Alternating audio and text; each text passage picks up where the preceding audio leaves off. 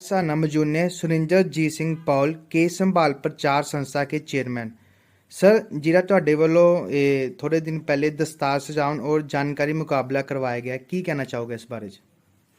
देखिए, ऐसा है जो केस सवाल प्रचार संस्था है वो 1997 में होंद में आई थी, अमृतसर में रजिस्टर्ड है।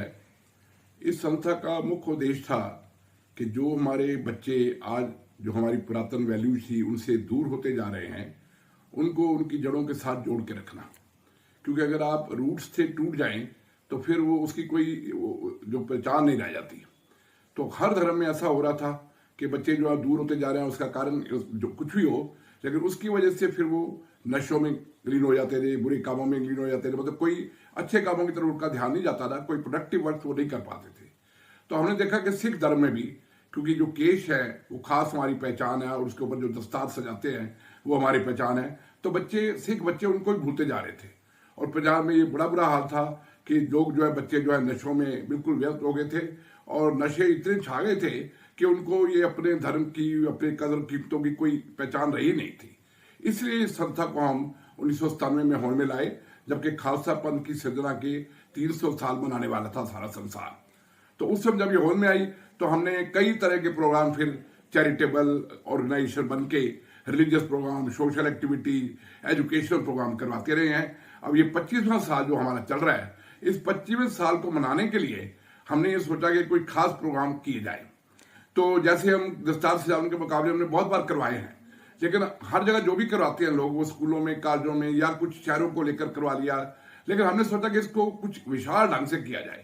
तो इसकी वजह से हमने ये प्लान किया कि इसको क्यों ना हिंदुस्तान में 50-60 शहरों में करवाया जाए। लेकिन फिर हमारा ख्याल और बढ़ गया, तो हमने सोचा कि क्यों ना इसको बाहर भी करवाया जाए। जहां पर हमें लोकेशन मिली तो हमने करीबन 60 लोकेशन आइडेंटिफाई की हिंदुस्तान में और कुछ बाहर के देशों में। वो 60 में से जो मुकाबला है वो 13 मार्च को सब जगह होना था। जो फाइनल उसका फिर बाद में जो उनमें से सिलेक्ट होने थे बच्चे 3-3, वो सिलेक्ट हुए बच्चों में से एक फाइनल मुकाबला जो है ऑनलाइन होना था। अब उन 60 लोकेशन थी उनमें से करीबन 50 लोकेशन पे ये हो पाया है, 10 लोकेशन पे नहीं हो पाया, जैसे अमेरिका कनाडा में खास करके, क्योंकि वहां कुछ पर्सनल रीजन हो गए, कुछ रीजन ऐसे बन गए हैं जैसे कि हालात ऐसे थे कि उन्होंने बैन कर दिया, गुरुद्वारे में संगत नहीं आ पा रही, या इस तरह से कुछ कारण बन गए हैं। अब पोलैंड में नहीं हो पाया क्योंकि पोलैंड में जंग के हालात जो है उनका प्रभाव पड़ा है, तो इनकी वजह से कुछ वहां नहीं हो पाया। लेकिन हिंदुस्तान में करीबन 37 से 38 लोकेशन पे हुआ और बाहर भी करीबन जो है 9-10 लोकेशन पे हुआ। सर कितनी से कितनी उम्र के बच्चों ने इसमें पार्टिसिपेट किया है? इसमें 10 साल से लेके 25 साल तक के बच्चे पार्टिसिपेट कर सकते थे। 2-4 केसेस आए, जो 2-4 महीने के जो मार्जिन था हमने उनके केस में रिलैक्स किया, क्योंकि बच्चे वो जो थे बहुत कॉन्फिडेंट थे और इसमें पार्टिसिपेट करने के बड़े इच्छुक थे। सर यूथ का कितना सहयोग मिला इसमें? बहुत ज्यादा सहयोग मिला। हम सोचते थे कि जब हम 60 लोकेशन करेंगे तो करीबन हमें 1200-1300 बच्चे जरूर मिल जाएंगे, लेकिन हमें ये अभी हालांकि 60 लोकेशन नहीं हो पाई, हमारी 50 लोकेशन पे ही हो पाया है, लेकिन उसके बावजूद भी हमारे पास करीबन 1300-1400 बच्चों ने पार्टिसिपेट किया। सर इसमें इनाम कौन कौन से रखे गए थे? इसमें जो देखो हर यूनिट में जहां पर ये करवाया गया जिस लोकेशन पे, वहां बच्चों को भरपूर इनाम दिए गए हैं, किताबों की शक्ल में मोमेंटो दिए गए हैं और जो उनको कैश अवार्ड भी दिए गए हैं। लेकिन जब ये ओवरऑल मुकाबला होगा, जब इसका पूरा जो उसमें जो 60 जो हमने बच्चे चुनने हैं, 50 बच्चे चुनने हैं टॉप के, जो पहले 3 बच्चे हैं उनके लिए बड़े आकर्षक प्राइजेज हैं। जैसे फर्स्ट जो चाइल्ड चुना जाएगा उसको हमने 50,000 रुपए का कैश अवार्ड देना है, दस्तारे खालसा का खिताब देना है और एक सर्टिफिकेट देना है मेरिट का। ऐसे ही सेकंड चाइल्ड का जो अवार्ड प्राइज है वो भी 30,000 रुपए का है, थर्ड का 20,000 रुपए का है, और उसके बाद 50 नंबर तक सबके कंसोलेशन प्राइजेज हैं 2100-3100 रुपए ऐसे। सर रिजल्ट कब आना है इसका हमने 14 अप्रैल को जो विसाखी वाले दिन जो इंटरनेशनल रिजल्ट है उसकी घोषणा करने की हम तैयारी कर रहे हैं, लेकिन उसका अगर रिजल्ट हमें उम्मीद है कि तब तक जरूर तैयार हो जाएगा और वो बड़ा सुटेबल दिन होगा जिस दिन हम इसका रिजल्ट अनाउंस करेंगे। सर ये जो आपने टर्बन का कंपटीशन करवाया है, तो इसमें आपकी संस्था तो है ही है, और कोई संस्था भी आपके साथ है? हाँ जी, इसमें बहुत से लोगों का हमें सहयोग मिला है और बहुत सी संस्थाओं का सहयोग मिला है, क्योंकि इस तरह से अगर हम अकेले तो कर नहीं सकते थे ना। अब देखिए ना, ये मुकाबला जहां जहां हुआ है तो वहां पर उन लोगों की, जो लोग वहां थे जिनको कोऑर्डिनेटर बनाया गया, जो इसको करवाने वाले थे, प्रबंधक थे, उन्होंने बहुत भरपूर सहयोग दिया है और हमें उनकी जो संस्थाएं हैं जिनके साथ वो जुड़े हुए हैं उनका भी पूर्ण सहयोग मिला है। सर मेन मोटिव क्या था आपका ये कंपटीशन करवाने का टर्बन का? मेन मोटिव यही था कि बच्चों को, मैंने जैसे आपको बताया ना, कि उनको इसकी एहसास कराया जाए कि टर्बन की हमारी जिंदगी में क्या इंपॉर्टेंस है, केस की क्या इंपॉर्टेंस है। और जो ये अगर एक बच्चे वैल्यू से जुड़ते हैं तो फिर वो नशों से और गलत कामों से दूर रहते हैं। ये मेन मोटिव था, ताकि बच्चे जो है उनको इसके बारे में पता लगे। और कुछ लोग भी हैं ऐसे, कुछ स्टेट्स में या बाहर के देशों में, जिनको सिख धर्म के बारे में नहीं पता, इसकी उनकी पहचान के बारे में नहीं पता। और ये पहचान हमारी बड़ी जरूरी है उनको बतानी, और इसकी इंपॉर्टेंस बतानी बड़ी जरूरी है। दस्तार सिर्फ हमारे लिए डेकोरेशन नहीं है कि भी हमने सिर पे ये सजा लिया तो डेकोरेशन हो गई। दस्तार हमारे करेक्टर को भी दिखाती है। दस्तार हमारी जो है हमारी सेवा भावना को दिखाती है। दस्तार हमारी आइडेंटिटी को डिस्टिंग्विश करती है। अगर देखिए ना, कई बाहर देशों में कहीं भी अगर किसी ने दस्तार बांधी होती है, वो लाखों में पहचाना जा सकता है। तो लोगों को, किसी को मदद चाहिए, किसी कमजोर आदमी को, किसी गरीब आदमी को, किसी मजलूम आदमी को जिसके ऊपर जुल्म हो रहा है, तो किसके पास जाए तो उसको एक पहचान मिलती है कि वो दस्तार वाला बंदा खड़ा है। गुरु साहब ने इसलिए पर्पज के लिए सिख को ये पहचान दी है कि ताकि वो संसार में किसी भी दुखी आदमी को, किसी भी जरूरतमंद आदमी की मदद कर सके। सर, आपके साथ और कौन कौन से साथी मौजूद थे जिन्होंने इसमें कंपटीशन करवाने में आपका साथ दिया? जिससे मैंने देखा, आपको बताया ना कि साथी और सहयोगी जो है संस्थाएं वो बहुत सी हैं। अब मैं आपको बताता हूं पहले कि कहां पर ये हो पाया है। देखिए, हिंदुस्तान में करीबन ये सब बड़े शहरों में हुआ है। पंजाब में भी ये करीबन 9-10 शहरों में हुआ है, बड़े बड़े शहरों में, जैसे अमृतसर, जलंधर, लुधियाना, पटियाला, चंडीगढ़ और अपना नवा शहर, अबोहर, ये सब शहर पंजाब के शहर थे। अब यूपी में ये कानपुर में हुआ है, लखनऊ में हुआ है, राजस्थान में जयपुर में हुआ है, और ये मुंबई में हुआ है, चेन्नई में हुआ है, बेंगलुरु में हुआ है। तो बहुत से बड़े बड़े शहरों में ये हिंदुस्तान में हुआ है।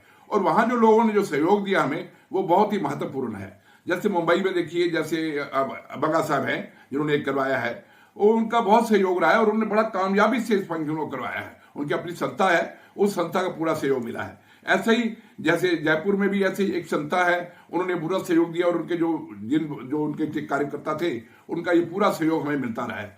कोई शहर ऐसा नहीं है जहां से हमें सहयोग कम मिला हो। मैं सबके नाम यहाँ नहीं गिना सकता, लेकिन कुछ नाम जब याद आते हैं तो मुझे लगता है कि भाई, जैसे मैं आपको बता रहा हूँ कि पटियाला में देखिए, पटियाला में चरखी कला ग्रुप है, आप जानते हैं, दर्जी साहब, उन्होंने बड़ा सहयोग दिया है। और जो मैडम थी, जो वहां कोऑर्डिनेटर थी, कंवलजीत कौर जी, वो तो बहुत ही, उन्होंने बड़ी मेहनत से काम करके बच्चों को जोड़ा और ये काम करवाया है।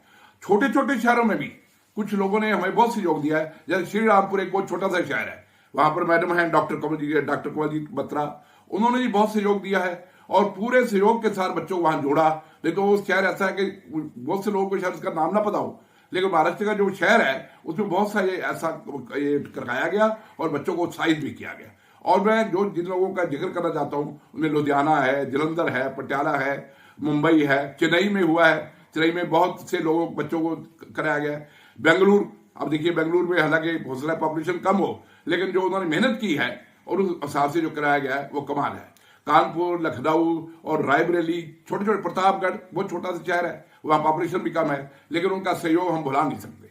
ऐसे ही विदेशों में भी, विदेश में जो हमारा ज्यादातर सहयोग जो दिया है, सबसे ज्यादा मैं उनका नाम मेंशन करना चाहता हूं, जो अपना हरप्रीत मैडम बेल्जियम में है, लेकिन उन्होंने एक ऑर्गेनाइजेशन बनाई हुई है जिसका नाम है सिख एजुकेशन बेल्जियम। उसके जो कार्यकर्ता है वो सारे यूरोप में हैं और हिंदुस्तान तक उनका नेटवर्क है। और वो एजुकेशन जो ऑर्गेनाइजेशन है, वो बच्चों को एजुकेट करती है सिख धर्म के बारे में, उनको लैंग्वेज के बारे में, दस्तार सजाने के बारे में, संगीत सिखाती है, गुरबत संगीत सिखाती है। तो उनका बहुत योगदान है। और उनकी जो ये कमाल की बात है कि वहां पर 3 लेडीज हैं जिन्होंने हमारे को इतना सहयोग दिया है कि ये जो वहां सारे यूरोप में ये जो कामयाब रह सका है। जैसे मैंने आपको बताया कि मैडम हरप्रीत है, ऐसे ही पेरिस में है तेजिंदर कौर जी हैं और जगदीप कौर जी हैं जर्मनी में। तो इन्होंने मतलब बड़े बच्चों को इकट्ठा किया, बड़े बच्चों को उत्साहित किया और ये सारा कराया। वैसे हमें इंग्लैंड से भी और इटली से भी जो बच्चों ने जो आए हैं, जिन्होंने पार्टिसिपेट किया है, और वहां के मैं ऑस्ट्रेलिया में भी और जो हांगकांग में जिन्होंने ये मेहनत की है उनके नाम भी लेना चाहता हूं कि दलजीत बख्शी जी जैसे हुए, एडिलेड में हैं, जगजीत सिंह जी, तेज प्रताप सिंह जी सिडनी में और कैनबरा में हैं, ऐसे गुरमेल सिंह जी हांगकांग में, इन्होंने भी बहुत सहयोग दिया है। सर, ये 25वें वर्ष में और कौन कौन से प्रोग्राम रहे हैं आपके? देखिए, हमने ये जो 25वां वर्ष है इसके प्रोग्राम शुरू किए थे मेलबोर्न से। तो मेलबोर्न में उन्होंने जो वहाँ प्रोग्राम हुआ था पहले, और उसके बाद जो हमने जो 2 खास चीजें लेके आए हैं इस प्रोग्राम में जो सिख धर्म के प्रचार से संबंधित है। पहला वो है कि हमने गुरुद्वारा मैनेजमेंट पे एक डॉक्यूमेंट तैयार कराया है, क्योंकि गुरुद्वारा मैनेजमेंट में रिफॉर्म की बड़ी जरूरत है।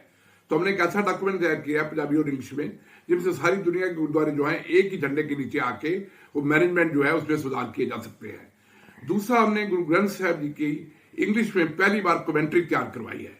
उसके पहले 2 रागों का जो है वो ऑलरेडी तैयार हो गया है वॉल्यूम, उसको हम पब्लिकेशन के लिए तैयार किया हुआ है। लेकिन हम वेट कर रहे हैं कि कोई बड़ी संस्था हमें इस मामले में कुछ सहयोग दे सके, फाइनेंशियली भी और एडवाइजरी भी, ताकि उसको हम दुनिया के सामने पेश कर सके।